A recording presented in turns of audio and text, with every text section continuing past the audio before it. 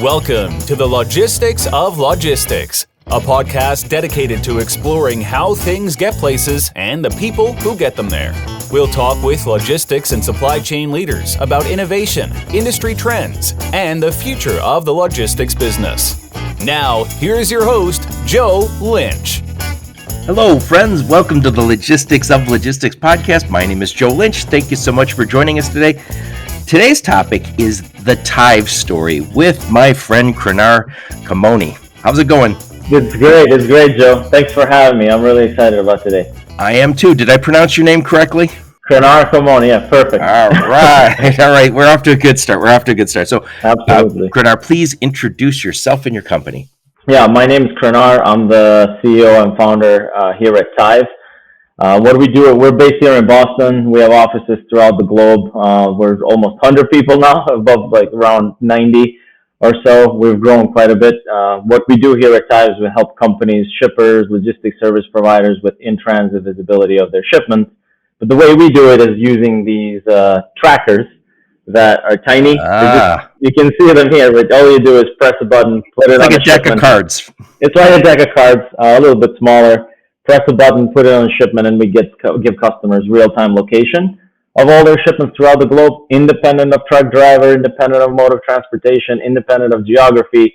But on top of that, we also give them condition: how hot, how wet, how cold. Did somebody open the trailer? Did somebody open the container? Oh, so you give us a little bit of context. Correct, yeah. All in real time, and then we provide a lot of other insights on top of tactical data. Nice. You know, it's interesting. So often when we talk about visibility, it's kind of dependent on did somebody download an app to their phone, or, you know, and somebody says, I can tell you where your stuff is because it's in that truck. And then you go, that's assuming that tractor is connected to that trailer, right? Yours solves that because hopefully you put yours with the freight. Correct. Yeah, it goes with the freight. You load a trailer full of berries, you load a trailer full of asparagus, you load a trailer full of pharmaceuticals, parts, engines, auto parts, doesn't matter, servers. You put this on the top of one of the pallets or on every pallet, and you get to know exactly where the cargo is, independent of all the other things. Yeah, and so you can put it also because it can it withstand the cold? So if I put it in with some frozen food or some temperature control, doesn't care? Doesn't care, yeah. It can go down to minus 20 Celsius, no problem. That's super important. I've done a lot of training on the Food Safety Modernization Act when it came out a few years ago. Oh, nice. And they tell you have to be able to tell us what that food did. Don't tell us what the tractor did. Don't tell us what the trailer did. Tell us what that pallet did. And I think that's super important. And everyone I've talked to who plays around with that end of it, shippers, struggles because you have to get that. If the FDA shows up, they're going to want good answers. You can't say, we think it was pretty good. We think the chain of custody kept it cold. Nope. Not good. No, yeah. If USDA shows up, right, they want to do an audit. They look at that data, especially around the FSMA requirements that you mentioned. You have to have the data. And what happens is a lot of customers, a lot of shippers are, due to cost, right, and tradition, they've used these passive loggers.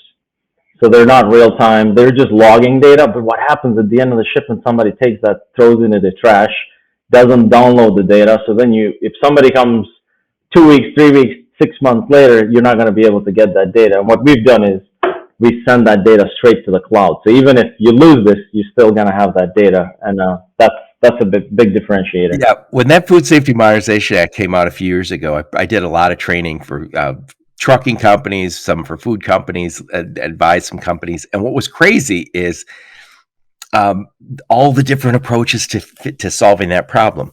But somebody got offline and called me and said, we're a trucking company, but we're owned by a big food company, but we're a separate division. And they said, I of course wouldn't mention their name. They said, we had a situation years ago where a truck was supposed to stay frozen during the weekend. And so it was at a terminal and it was supposed to stay, plugged in so it would stay cold. And it didn't. So Sunday night they come in and find out, hey, this is way below the temperature or way above the temperature it's supposed to be. The workers find this out. And so what do? They plug it in. Because do you want to be the Krenar, and let's just say you and I are in that warehouse that weekend and we're making $20 an hour and you say, are you going to tell the boss that we blew $70,000 worth of food, or should I? Right? We're going to flip a coin over that one. So you could see where that could happen. But maybe even more important than that is I want to be notified that the food is becoming at risk ahead of time. Right away. Yes. Yes. Don't tell me after a thawed out and I find out on Sunday night at 8:00 at night. Too late. Too late. Or when it arrives and you plug in a USB and you download the data, it's just too late. It's after that. You cannot save a shipment that way. And our vision, like our goal, and right, it's just we want to be able to actually do something about that shipment and save it. Excellent. Well, we'll get more into that in a minute. But first, I want to know a little bit about you. So I know you have a very interesting backstory. So tell us a little bit about where you grew up and what kind of kid you were. I grew up in the capital city of Kosovo. Kosovo. It's a country not many people know, but like I'm sure you know all the singers like Dua Lipa, Rita Ora, Ava Max. Oh, I thought they were. I thought that was Albania. Albania, yeah, but they're mostly from Kosovo. But so Kosovo and Albania, it's the same language. It's the same language. It's an Albanian language that we speak. So you speak Albanian?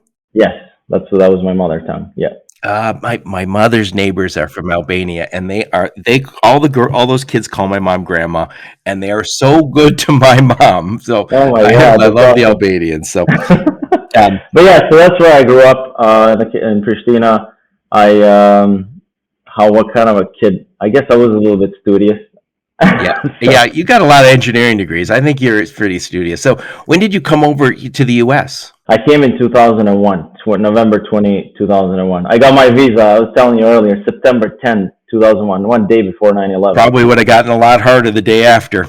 Oh, yeah, they closed all the embassies. I was pretty lucky. But then my flights got canceled and everything. Then they changed it to November. So I came in November. Do you come with your whole family or just you? No, by myself. Came as an exchange student, where you go to like senior year in high school. That's where I came and lived with a host family. Oh, where'd you live? In Vermont. So I landed in Vermont. I landed in Northfield, Vermont. I'm like, oh my God, this is a really rural town. One pizzeria, one bank. That was a big change for me. I've heard people say that about being an exchange student. Actually, there's a friend of mine, he's a Rhodes Scholar, and he said when we were talking about being Rhodes Scholars, you don't get to choose what university you're at. And he thought he was going to go to California because that's everyone says, I'm going to go to USC or UCLA or I'm going to go to one of these schools. And then they say you're going to Madison, Wisconsin. By the way, fantastic city, fantastic university, but it's cold and it's not a place that a foreigner dreamed of going, I don't think. And he was from Germany, and he's like, "What the hell happened here? What am I doing?" But he loves it. So, give us some of your bits? I know you had some idea about what America was like. What was your biggest surprise when you got here about the country and the people? Oh man, my biggest surprise when I got here. Yeah, I guess you imagine this world where it's like New York City, right? And everything looks like New York City because that's all you see in the news. And you see on TV and the movies, right? It looks like either Miami, New York, or LA. But then you're in a rural town in Vermont. I'm in Vermont. You go to high school. I mean, at the end, I realized it's a big country. That was one surprise that I got. It's a country where you can get everything you want: skiing, desert, oceans, summer, winter. It's a huge. That's one thing that was surprising, how big United States is. Right. I always remember I used to have some people I worked with from Thailand who would come, and they would say, "Well, while we're here," they'd be here for like a week, and they'd say things like, "Maybe we just shoot over to New York later, like tomorrow." And I'm like, "No, it's like a 12-hour drive from here." And they're like, "As Los Angeles closer?" I was like, "Oh, it's like a 4-day drive." They're like, "Really?" Like, "Yeah, really." It's a long way, man. Yeah, that's the thing. Everything was like you go to buy bread and you got to get in a car and go to Walmart or go to Shaw's or somewhere at the grocery store. That's a big difference, right, too. Everything is by foot. So tell us a little bit about your education. I know you've got lots of education. So tell us a little bit about where you went to school, what you studied. So that's the main reason why I wanted to come to. And I told my parents when I was young, the reason why I want to come to the United States is to get a better education. I knew I had it more in me, and I wanted to study. So I did. I went to Norwich University. I did computer engineering and mathematics. I did two majors. There's not much to do. It's a private military college. Not many girls, so I really studied. And and I did my minor in computer science. And then my master's I did at Tufts University here in Boston. Wow. And I studied and I studied electrical engineering. I always wanted to get deeper into how things work, and I really wanted to understand on a chip level how do those atoms decide what's a one, what's a zero, and how do we actually get to communicate with one another here without any wires plugged into the internet. It's all wireless. It's a beautiful thing. So I really wanted to get into how things work.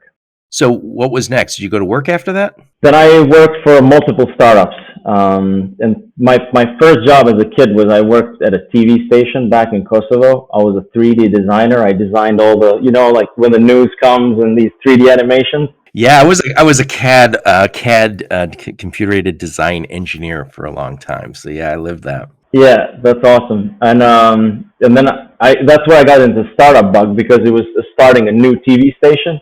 And when I came to the United States, I just worked for a lot of startups. I worked for a company called Bitwave Semiconductor. We designed these a chipset for 2G, 3G, 4G radios on phones. Then I started a consulting firm with the CTO at Bitwave Semiconductor. We helped companies like Viasat, Olympus. I was at an MIT startup called Ada Devices. I was the first employee there. Two MIT professors that I worked at Bitwave, they called me like, Krenar, do you want to be the first employee at Ada Devices? I'm like, sure. And then what we did is work on these base stations that go the cell towers.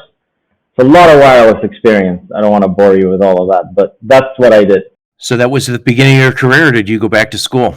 That was after my master's. I wanted to do a PhD, so I went back to my PhD. I changed it to part-time, and I'm ABD, all but dissertation. Yes. So were all those startups you worked for, were they all in Boston area? So it's interesting, and maybe you can have some insights on this. So when we think of tech startups, we think of for Silicon Valley or San Francisco.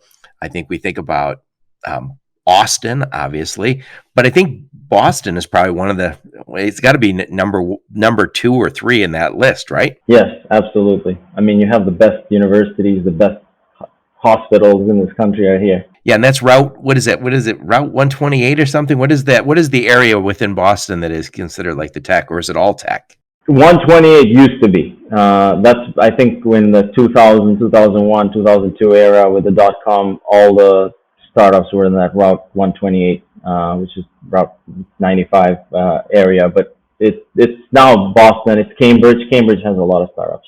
Yep. And we'll get to your startup in a minute. Well, it's hardly a startup anymore. But so tell us a little more about your career experience before you, career highlights before you started Tive. I would say on the career highlights, I just enjoyed understanding, as I mentioned, how things work and diving. Here's the beautiful thing, right? We're talking to one another right now, and we have these phones that we get to go to YouTube, get to go to Netflix. We send emails. They have no wires.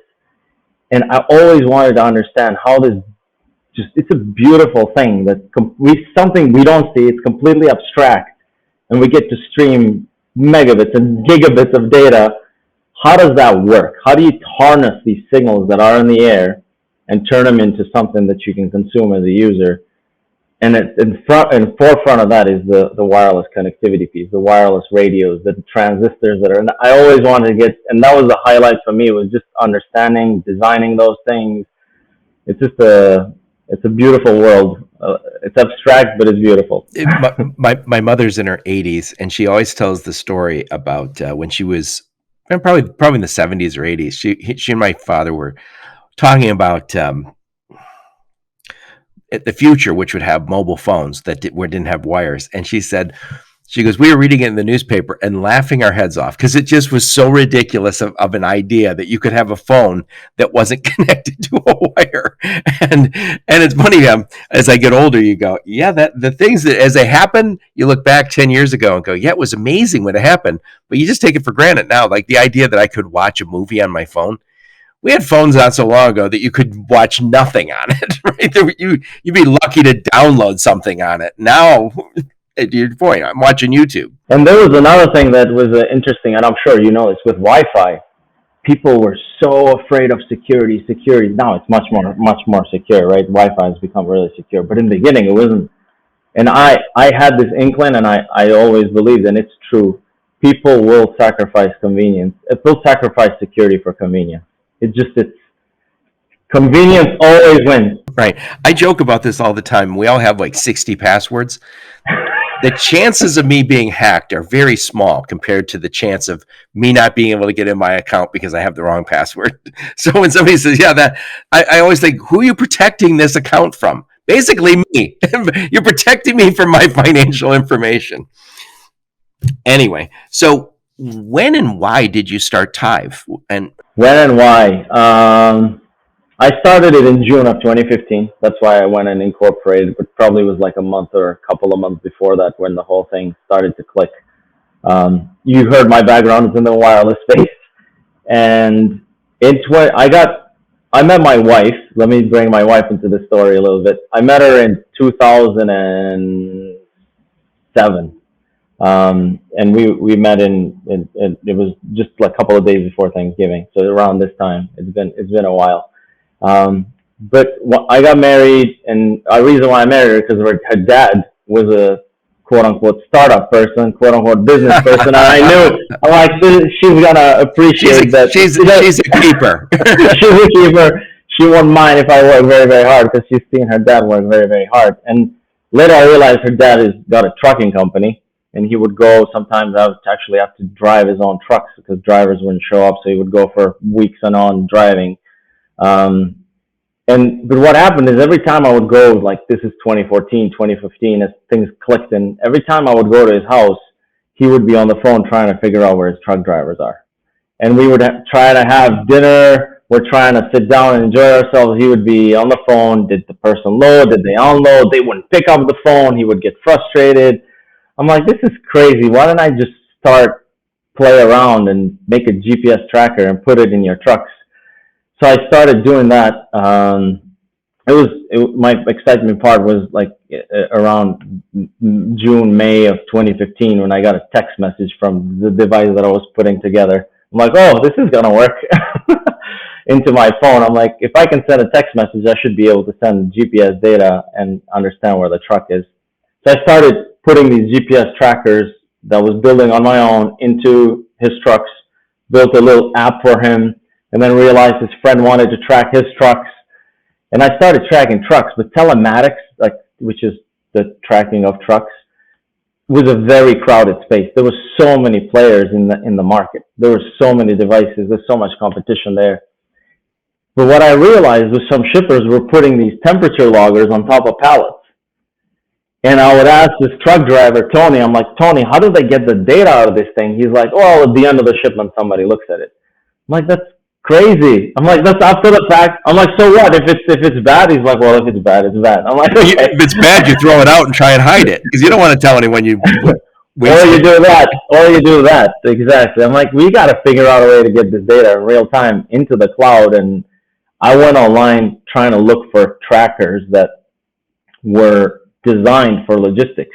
I found trackers that were 2-day, 3-day battery life, just black, no buttons, with switches, with user interfaces that were not for logistics, Windows 3.1 looking stuff. I'm like, I think this industry needs design first thinking and design something for these users in logistics space and build trackers and software that works for this space. And I'm like, you know what? I'm just going to jump in and go ahead and figure out a way how to do it. So you had a day job when you made the first few. No, I had a day job and I quit. I quit my job. I think it was in April or May of that year. and then started Tive. And I was doing a little bit of consulting on the side.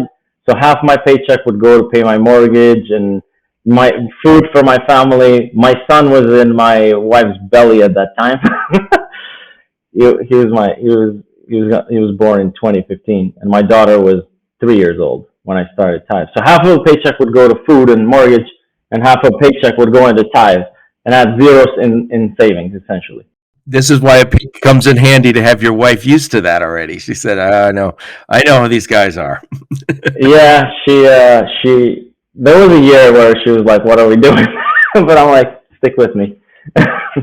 So, did you go get partners? Did you go get funding, or did you say, "Hey, we're going to bootstrap this for a while"? What was your thinking when you first started in on this? When I first started on it, I'm like, "Let me try it out." So, and then I'm like, you know what? At the end of 2015, so I started 3-4 months. Things are working right a little bit for my father-in-law, that tracking guy, and then I started looking at designing this other tracker that would be battery operated. And I went to look for funding, and investors were like, "Oh, it's too early. You're too early. Who are you? Like, who's Krenar? Nobody knows you. You never had a company before. You have any employees?" No, it's just, I got a lot of no's. And I think it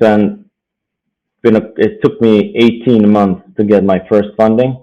I spent probably $50,000 of my own money. Like I was saying, I was taking half, paying half, taking half, paying half for those 18 months, with no savings. And I finally hired a couple of engineers to help out in the beginning to do some coding on the software. I finally got my first round of funding in November of 2016. Nice. So it was a Hyperplane Ventures. The person there, Vivian, he's like, "I think I believe in you." He's like, "I think you're doing something," because I got a pilot agreement with Nokia, and it was a good one to track their base stations. And then, God, they used to make all our phones. I had a Nokia phone for a long time. Whatever happened to those guys? that's the thing, right? Think of Kodak. What happened to Kodak? What happened to Nokia? It's sometimes comfort is just not a good thing, and you don't want to be complacent around your success. Getting back to your little device that when you created it, initially, was it just basic and it could just tell you where the truck was, or was it from the very beginning able to tell you whether the temperature and all the other stuff? From the beginning, I put just for fun. I put a temperature sensor, an accelerometer. I don't think I had a light. Wait, accelerometer. That's just telling how fast it went, and then how fast it slowed down. It actually tells you if somebody's moving the tracker, or if it tells you, like, if somebody's shaking it, moving it. It tells you the orientation of the tracker. I'm like, I just wanted to know for my own sake, did somebody move it, or is it still staying in that location where I put it in the truck? That's really a nice thing to have, because if you have something damaged and then somebody says, "Hey, I picked it up. It must have been damaged like this when I pick it up," and then you pull out this tracker and go, "Hey, it looks like this pallet fell off a forklift. Can you tell me how far it fell off a forklift or came off a shelf or anything like that?" Yeah, depending on what product we're tracking. One thing we do right now is for world's largest companies that build world's largest data centers. You can name them probably in your head. We track their servers today. And what they do is they put this on a server, and then we don't just tell them the location, but also tell them if somebody dropped those servers. Right. So tracking is great. I mean, and that's a relatively new thing. And I always think we should never underestimate that, because when somebody says, "I'm going to make a check call to the driver," I always think, really? I don't want anybody calling a driver. If I'm driving on the expressway and I see a giant truck, I'm always a little nervous. I know they're a good driver. I'm worried about myself and the other guys. I don't want to see him on the phone. I don't want to see her on the phone. And so the idea that we would call them, 10 times along the way, that's ridiculous. I don't want to see anyone talking on the phone, let alone a truck driver. So I love the idea that we can track a truck without calling. I mean, we have to be. That has to be. And then the ELD mandate helps a lot in U.S. government once they did that. And some amazing companies grew from there, right? Samsara, Keep Trucking, Fleetmatics, Network Fleet. I mean, Samsara just went IPO recently. They're going to go IPO. Sorry, they filed their S1. But that's inevitable. I agree. We have to know where these are. So getting back to that, you mentioned ELD, that's electronic logging device. When did that come into effect, in 2017, 18? I think 2.5, 3 years ago, yeah. So I'll give you my 2 cents on it, then I want to hear from you. So we always ask drivers to track their hours of service, and they did it in books, right? Yes. And the problem with that is potentially somebody could have 2 books. One book that you give to the cop, and the other one that is your actual hours that you're going to bill for, or I shouldn't say hours, but basically 2 sets of books. And so some truckers always used an electronic logging device. Some trucking companies always used it, but it wasn't the law. Then they said, okay, now everybody has to have an ELD in your truck. And that doesn't apply to, final mile, doesn't apply to expediting trucks. But if you got one of those big rigs, you had to have that. And it was a big deal. It took years of negotiation to get that all in. And I think I've heard people say that as a result, we lost some hours of service. I think we lost maybe 4 to 8% of our total capacity. But I think what we gained is we have this ELD inside every truck. How does that help you in your business? So ELD has been really good for, again, hours of service has been good for safety. Some would say, right, that was the one of the reasons. It's been good for the fleet companies, for all the carriers who have their own fleet, to understand where the drivers are. That's great for business in general, right? For visibility, which we're in the industry of understanding where the shipments are. Instead of if you have carriers if you have dedicated trucks and you know where they're you don't have to put trackers on your own dedicated trucks. Now you know where those shipments are all the time. But where we come into play and where we help is a little bit different, right? Shippers work with multiple carriers. Shippers where they go multimodal. Shippers where they have to understand what's happening with their cargo. And there's cross docking. There's a lot of shippers like that. I think the bar was raised. I think all of a sudden everybody thought, oh, if that's possible, what about this?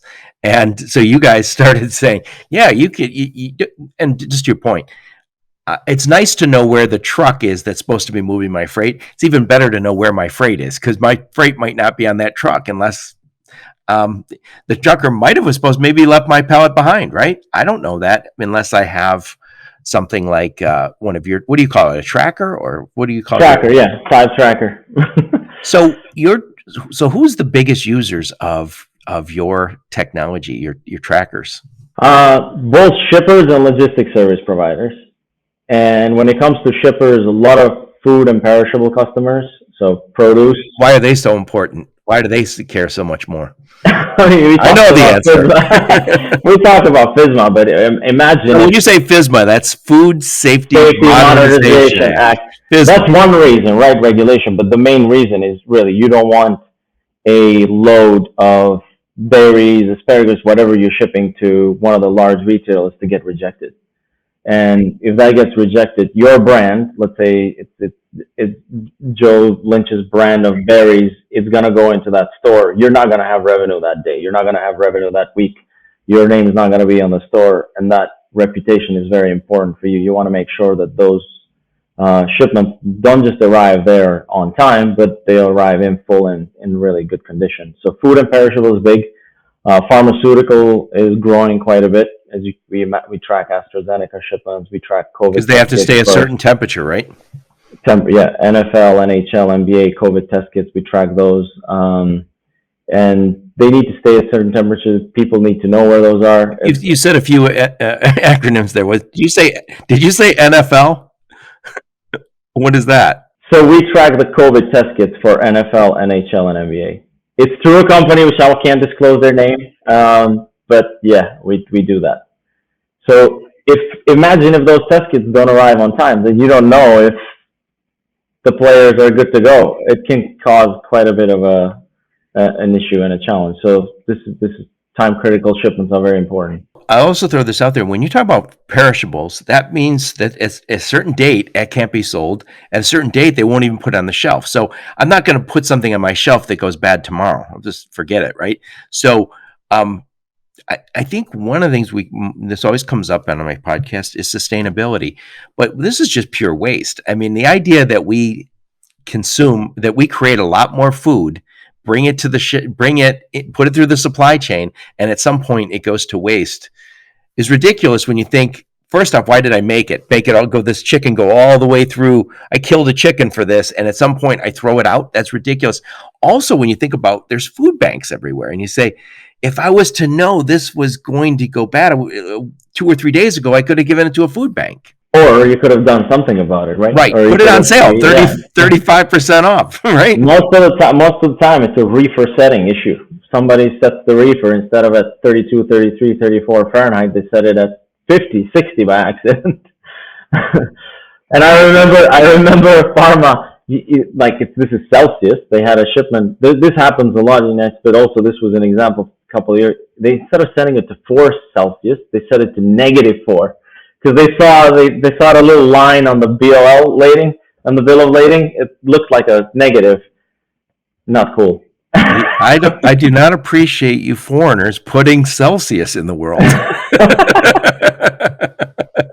Yeah, it's funny. I understand how those things can happen, but the thing is, it's a little thing.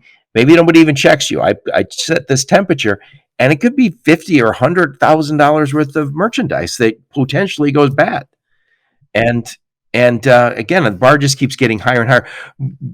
Thank God. I mean, the Food Safety Modernization Act, President Obama signed into law, I know that had a lot of tails to it. And one of the things was it wanted to be able to verify that this stayed the right temperature. So I always use this term. We've all watched the cop shows where they have the chain of custody for evidence.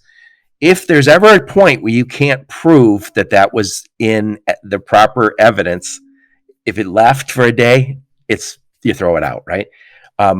With the Food Safety Modernization Act, they need you to prove, and it's the onus is on the food company and their providers.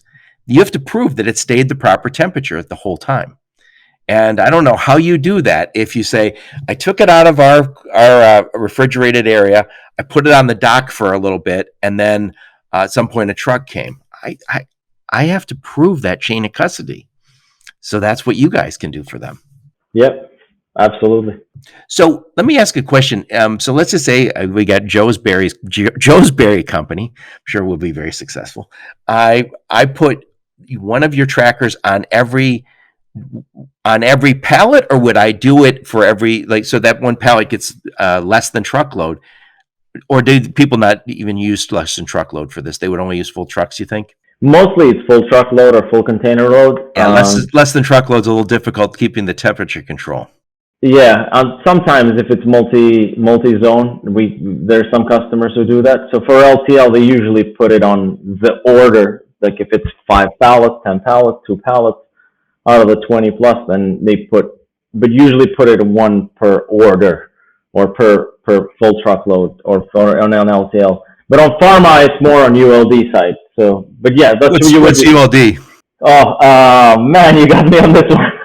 It's a small container that goes inside of an airplane. So instead of it's like a small, it's a little refrigerator, or just if you've seen the things that when you load up a cargo inside the airplane, you put it inside this little trailer. Insulated, right?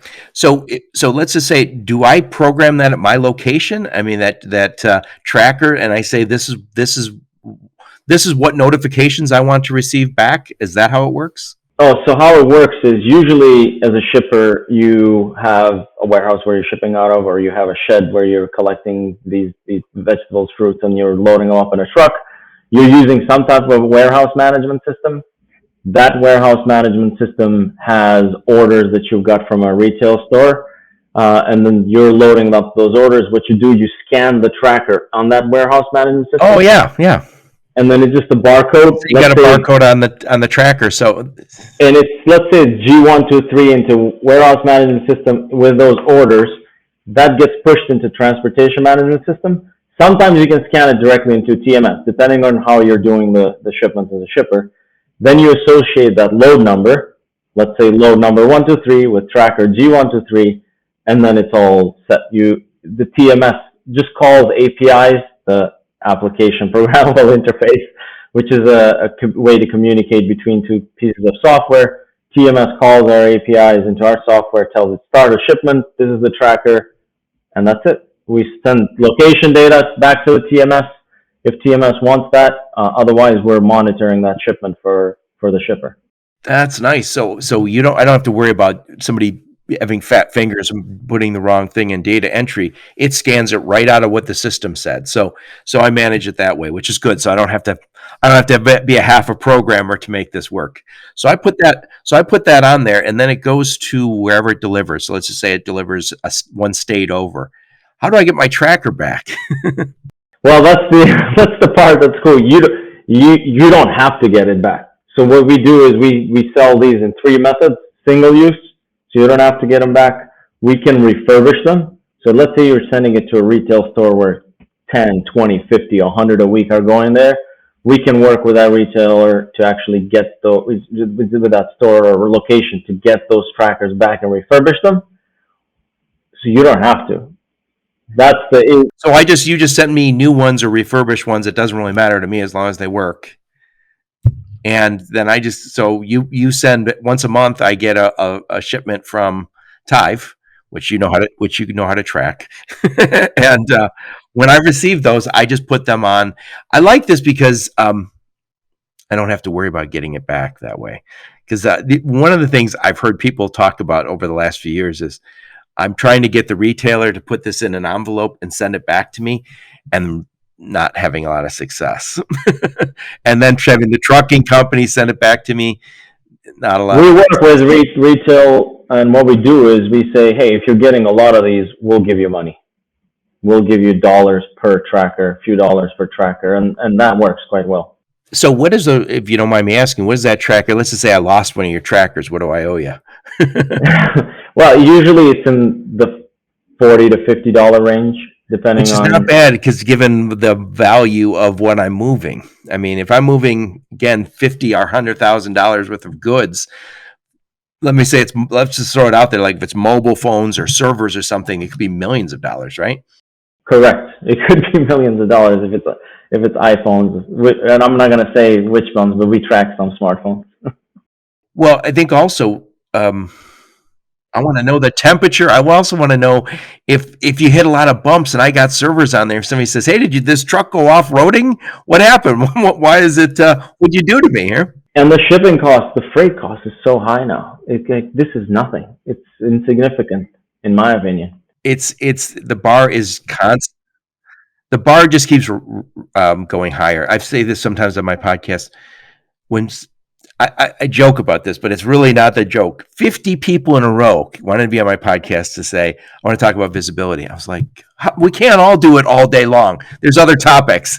But what I started to realize is that there's a spectrum. On one spectrum, Joe says, I'll give you visibility. We make check calls all day and we update the system. That's visibility. And then on the other far extreme, I have Krenar says, no check calls. We got a tracker on that shipment, and I can tell you not only where it's at, but how it's doing. The temperature. Yeah, cost-effective tracker, how it's doing. It's 99.99% reliability on knowing exactly where things are. So do people use these for overseas shipment? Like if I'm receiving stuff from China? Yeah, those servers are coming from China. So we're tracking those. We track all over the globe. These trackers work on almost all 200 countries. And so you can track it from anywhere? Anywhere. We can go over ocean. They can go more than 90 days on a battery life. Did people start calling and say, hey, my shipment just seems to be stuck about a mile away from the LA port. What's going on? Yeah, that's a lot. I mean, we have so many opportunities on the overall logistics and supply chain that we need to fix. I was thinking the other day, I woke up, I'm like, this world, the entire planet, if we can think of it, like I know we have governments, we have states, we have countries, we have nations, we have a lot of things. But if we just, all of us think of it as a one giant startup, imagine as the whole planet is one giant company where we're all working together trying to figure out how to make it better. I it just supply chain is a big system, right? It's a big connected system that needs to get better, needs to get digitized. And I think the first thing you do to make any system better, you start measuring things. No, I'm a big believer in KPIs, and I always say only the very best metrics grow up to be a KPI. Don't show me So 30 I like metrics. it. Don't show me your 30. Every once in a while, I go to a warehouse and somebody says, "Here's what we measure," and I always say, when you're measuring 30 things, it tells me that I don't really have a sense for things. Show me 4 or 5. That's all I want to see. 4 or 5. Is it on time? For our business, is it on time? What percentage are on time? I want some sort of cost metric. I want a damage metric. I'm right now. I say we need a sustainability metric. Measure empty miles. Something. 4 or 5 things. That's it. And I think also, like right now, you mentioned the opportunities. I had Ali Raza on my podcast and Seth Page from Throughput. And one of the things they talked about over there is 30% of the stuff we create in supply chains goes to waste. And it depends on what business you're in. But we're creating in supply chains, 80% of the greenhouse gases on Earth is created by supply chains. That's us. The only matter of time before all of our partners say, help me. And I think one of the things we have to be better with our information. So if somebody tells you that 30% of the stuff we create doesn't add value in anybody's life, what does that tell you? That's food that doesn't get eaten. That's sweaters that never get worn. That's auto parts that never made it to an auto, right? We have to do better. And I think it all begins with information. Yeah. I mean, I don't know if you read this. This was like a couple of days ago. It was like 2 weeks or a week ago. The MIT took all the data around trucking because they work very close with DAT and all these companies with load boards. 40% of America's trucking capacity is left on the table every day. That's Andrew. I think Michael or Andrew Leto said on my podcast that the average deadhead, the average backhaul was 150 miles away. And I know Andrew says this when he talks on any podcast. You'll hear him say it is, the truck that picked up the load at your facility was probably not the best truck to pick up at your facility. Somebody could have been dropping off two buildings down. That guy's going 100 miles to get another load. He could have gotten the load at your place. And it's just a matter of getting all that information available. And again, it's crazy because we're driving lots of empty miles. And that's just talking about domestically. That's not even getting into the international. I think of all the waste in international, I spent a long time in China and Mexico, Thailand, moving things back and forth to the U.S. There's a lot of waste. I'll tell you another thing. When it's 1 month on the ocean, sometimes by the time it gets to the country, it's an obsolete part. That's so crazy to me that we do business this way. Yeah, and ocean shipping is. What happened is, this is another thing that I learned right during the 2008-2009 crisis. What they did is they just slowed down all the ships to save on fuel, because the only way they were going to reduce expenses was reduce OPEX and still slow down ships. So instead of taking 11 days, now it takes 14, 15, 16, 17 days to get from Asia to here. But now you got other issues, of course. Right. Right. We got that's a small issue today. So I want to switch gears and talk a little bit about your company. So your company, you've got a lot of employees now. It's not just you doing trackers for your father-in-law. You have a lot of big customers. As you've grown, talk a little bit about some of the key events along the way. I mean, I'm assuming you're not working from your garage anymore. You've got a building tell us about some of those inflection points. Inflection points, I would think the first one was fundraising, so that was a really good inflection point back in end of 2016. Just having external party investors believe in me and believe in the concept was a huge inflection point and gave me a lot of boost no matter what to keep going. The other inflection point that I am very proud of was end of 2019, early 2020, when we released the new tracker, which is this one, with a single-use concept. But we really hit product market fit.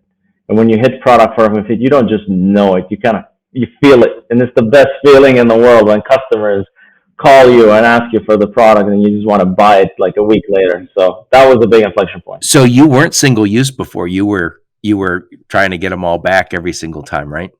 We were, yeah. Oh, so you realize this is a fool's errand. I can't stand this anymore.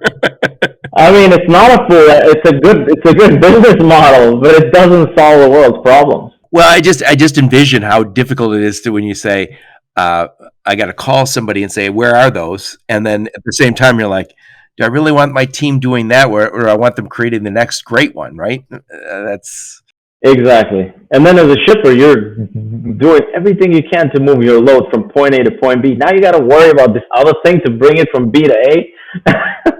Forget it. It's not worth it. So in 2019, so funding was a big deal, and then the latest and greatest tracker was a big deal. I know when we were prepping, you talked about partnerships. Have you always had those partnerships with the visibility companies? Yeah, they've become stronger over the last few months and years for sure. But since the beginning, I've been in touch with the CEOs of all the visibility companies, and we created really good partnerships. Actually, I'm very thankful for Jet at Project 44, Matt at 4Kites. They also believed in this concept.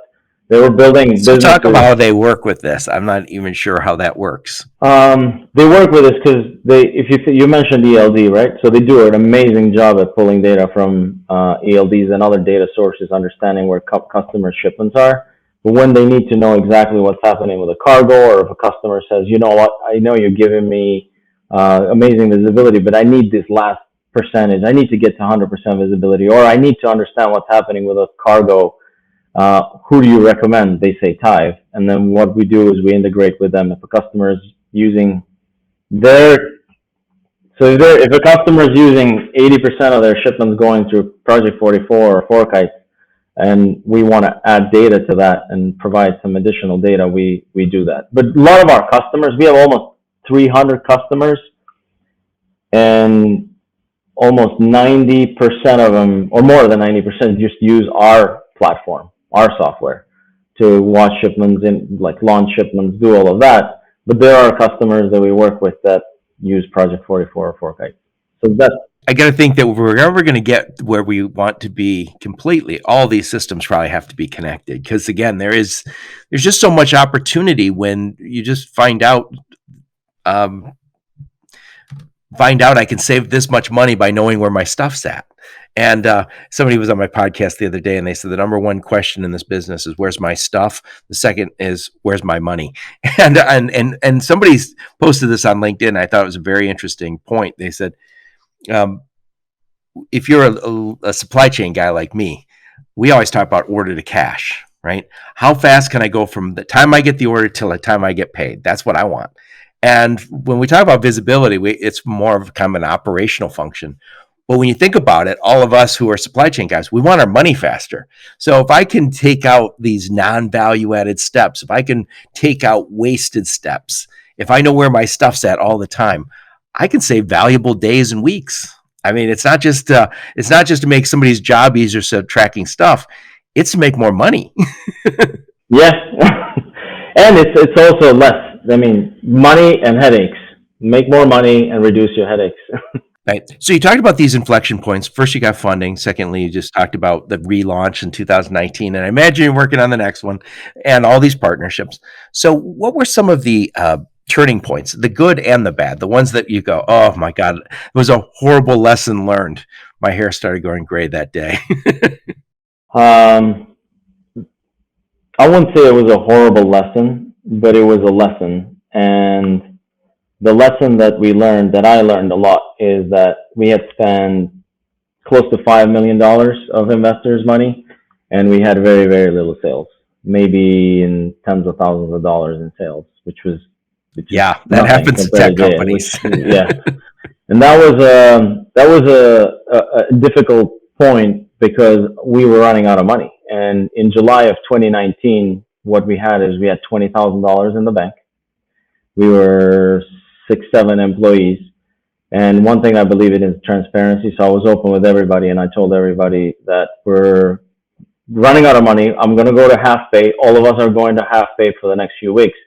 And I'm going to do whatever I can to go find another $100,000 to continue to keep the lights on. And then we did that, called around close to 150 angel investors. We found another 100K and then raised 600K immediately. Usually once you get the first one, it's much easier to get the rest. But it was a really difficult time.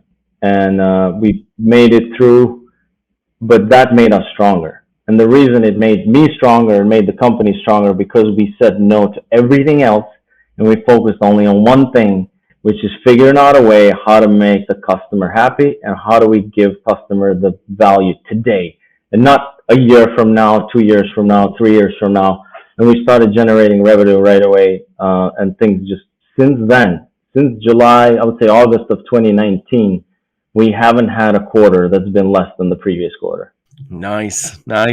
So it was a wake-up call.